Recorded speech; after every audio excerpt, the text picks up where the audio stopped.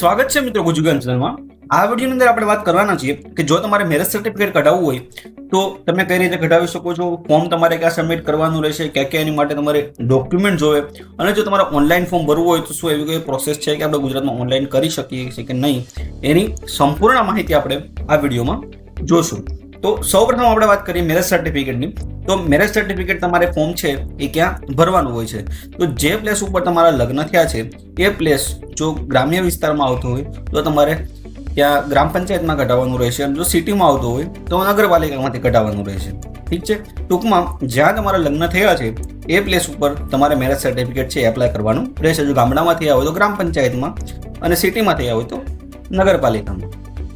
ઠીક છે, હવે આપણે વાત કરીએ કે જો તમારે એ ફોર્મ ભરવું હોય તો એ ફોર્મની લિંક તમને છે હું ડિસ્ક્રિપ્શનમાં આપી દઈશ, તો એ ફોર્મ તમને ત્યાંથી પણ મળી જશે, જે રિસ્પેક્ટિવ ઓફિસમાં તમે જશો ત્યાં। અને જો તમારે ઓનલાઈન પ્રિન્ટ કઢાવી અને તમારે જો મેળવવું હોય, ડાયરેક્ટ ફોર્મ ભરવું હોય તો એ પણ તમે કરી શકો છો। તો આ પીડીએફની લિંક તમને ડિસ્ક્રિપ્શનમાં આપી દઈશ। ફોર્મની આપણે વાત કરીએ તો બહુ સિમ્પલ ફોર્મ હોય છે। અહીંયા તમારી બધી પર્સનલ માહિતી બધી નાખવાની હોય છે, લગ્નની તારીખ છે, લગ્નનું સ્થળ, વરનું નામ, તેની ઉંમર, રહેઠાણ, ધર્મ, એટલે જે પણ એપ્લાય કરે છે એની બધી તમારે પર્સનલ માહિતી આ ફોર્મની અંદર ભરવાની રહેશે। કોણે વિધિ કરાવી છે એમાં બે સાક્ષી જોશે, એમાં એક સાક્ષીનું નામ, એની ઉંમર, સરનામું, તારીખ અને સહી, અને બીજા સાક્ષીનું સેમ વસ્તુ। એ સાક્ષીના તમારે આગળ આપણે વાત કરશું ડોક્યુમેન્ટની અંદર આધાર કાર્ડ પણ તમારે અટેચ કરવાના રહે છે। તો આ એનું સિમ્પલ ફોર્મ છે, એ ફોર્મની લિંક તમને ડિસ્ક્રિપ્શનમાં આપી દઈશ। તો આ તમારે ભરવાનું હોય છે જે તે ઓફિસની અંદર।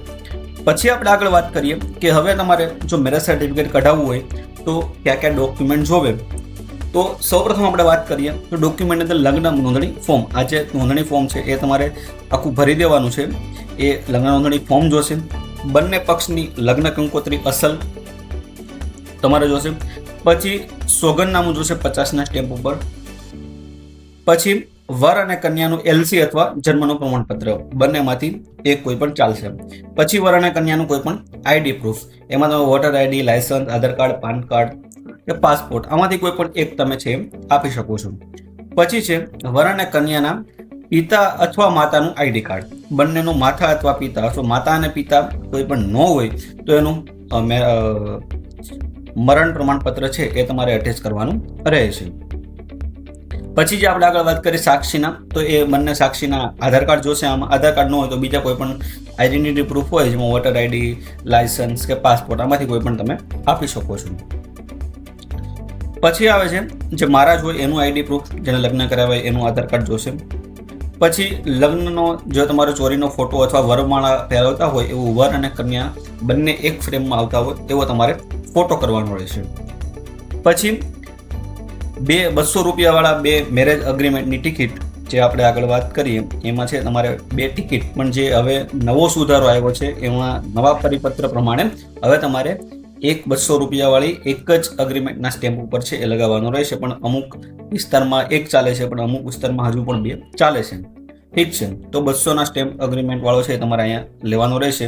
જો તમારી પાસે ન હોય તો તમે નજીકની પોસ્ટ ઓફિસમાં પણ છે એ કલેક્ટ કરી શકો છો, અથવા જે રિસ્પેક્ટિવ ઓફિસ હોય એની આજુબાજુ પણ છે આ સ્ટેમ્પ મળતા હોય છે। પછી જો લગ્ન વાડીમાં થયા હોય તો એને તમે પૈસા ભર્યા હોય એનું તમને જે પાવતી આવે છે એ તમારે સબમિટ કરવાની છે, કમ્પલસરી નથી। પછી લગ્ન સ્થળનો કોઈ પણ પુરાવો એમાં તમે કંકોત્રી છે અટેચ કરી શકો છો, અને જો વર અને કન્યાના જો છૂટાછેડા કેસમાં હોય તો તમારે એની કોપી રજૂ કરવાની રહેશે, એ બધા માટે કમ્પલસરી નથી। તો મેરેજ સર્ટિફિકેટ કઢાવવા માટે તમારે આટલા ડોક્યુમેન્ટ જરૂરી છે। અમુક ડોક્યુમેન્ટ છે એ કોમન છે, બાકી અમુક ડોક્યુમેન્ટ છે એ કેસમાં જરૂર પડતા હોય છે, જેમ કે છૂટાછેડાના કેસમાં, પછી વાડીમાં હોય તો એ પાવતી। ઠીક છે, આ ડોક્યુમેન્ટ બધા કમ્પલસરી નથી, જે કેસમાં જેને લાગુ પડતું હોય એ તમારે સબમિટ કરવાના રહેશે। તો આટલા ડોક્યુમેન્ટ છે એ તમારે જરૂર પડી શકે છે મેરેજ સર્ટિફિકેટ કઢાવવા માટે। હવે આપણે વાત કરીએ કે જો તમારે આ સર્ટિફિકેટ કઢાવવું તો ક્યાં ફોર્મ સબમિટ કરવાનું છે, તો જ્યાં તમે ફોર્મ લીધેલું હોય ત્યાં તમારે સબમિટ કરવાનું છે। એમાં સેમ તમે જો ગામડામાં તમારા લગ્ન થયા હોય તો ગ્રામ પંચાયતમાં કરવાનું રહેશે, અને જો સિટીમાં થયા હોય તો નગરપાલિકામાં કરજો। બાય ચાન્સ જો મહાનગરપાલિકા હોય તો મહાનગરપાલિકામાં છે। ઠીક છે, એટલે જ્યાં તમે ફોર્મ લીધેલું છે ત્યાં જ તમારે સબમિટ કરવાનું રહે છે। તો આવી રીતે તમે છે એ ફોર્મ ભરી દો અને આટલા ડોક્યુમેન્ટ અટેચ કરી દો, અને આ બંને ટિકિટ અને સોગંદનામું પછી જે તે રિસ્પેક્ટિવ ઓફિસમાં જઈ અને તમારે બંને વ્યક્તિએ વર અને કન્યાએ ત્યાં રૂબરૂ જઈ ત્યાં તમને અમુક વસ્તુ પૂછશે, તમને કન્ફર્મ કરાવશે. એ કન્ફર્મ થઈ જાય પછી બધા ડોક્યુમેન્ટ તમારે સબમિટ થઈ જાય અને ઓકે થઈ જાય એટલે તમને પાવતી આપશે, રિસિપ્ટ આપશે. એ રિસિપ્ટ આપી દઈ પછી તમારે 1 વીકથી 15 દિવસની અંદર છે એ તમારું મેરેજ સર્ટિફિકેટ છે આવી જશે. તમારે જો ગુજરાતી અને ઇંગ્લિશમાં જોઈતું હોય તો એમાં પણ મળી જશે, ખાલી ગુજરાતીમાં જોઈતું હોય તો એમાં પણ મળી જશે. પણ તમે ગુજરાતી અને ઇંગ્લિશ બંનેમાં લેવું હિતાવહ છે. ઠીક છે. તો ગમે ત્યારે કોઈ ઇંગ્લિશમાં જ્યાં ત્યારે બહારની સેન્ટ્રલ ગવર્મેન્ટમાં ક્યાંય ફોર્મ ભરતા હોય તો તમે છે એ તમને લાગુ પડી શકે, કેમ કે એમાં ઇંગ્લિશમાં જોતું હોય છે, રિજનલ લેંગ્વેજમાં ચાલતું હોતું નથી.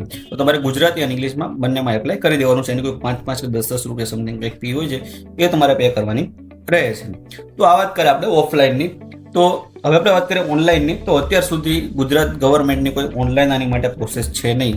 સેન્ટ્રલ ગવર્મેન્ટની હશે પણ સેન્ટ્રલ ગવર્મેન્ટના હેઠળ છે આવતું નથી. ઘણા બધા વિડીયો તમે જોયા હશે કે તમે ઓનલાઈન એપ્લાય કરી શકો છો, પણ આ તારીખ 11/10/2025 સુધી ગુજરાત ગવર્મેન્ટનો કોઈ ઓફિશિયલ પોર્ટલ નથી કે જ્યાં તમે મેરેજ સર્ટિફિકેટ છે ઓનલાઈન એપ્લાય કરી શકો. કમ્પલસરી તમારે ઓફલાઈન જ એપ્લાય કરવાનું રહે છે, ઓનલાઈન કોઈ વે છે નહીં. બરાબર છે. તો આ વાત કરીએ આપણે મેરેજ સર્ટિફિકેટની કે જો તમારે મેરેજ સર્ટિફિકેટ કઢાવવું હોય તો કયા ડોક્યુમેન્ટ કઈ રીતે પ્રોસેસ કરવાની હોય છે એની વાત આપણે આ વિડીયોમાં કરી. આના સંબંધિત જો તમને કોઈ પ્રશ્ન હોય તો તમે કોમેન્ટ સેક્શનમાં જણાવી શકો છો. તેનો જવાબ દેવા માટે હું પૂરતો પ્રયત્ન કરીશ. આ વિડીયો જોવા માટે તમારો ખૂબ ખૂબ આભાર.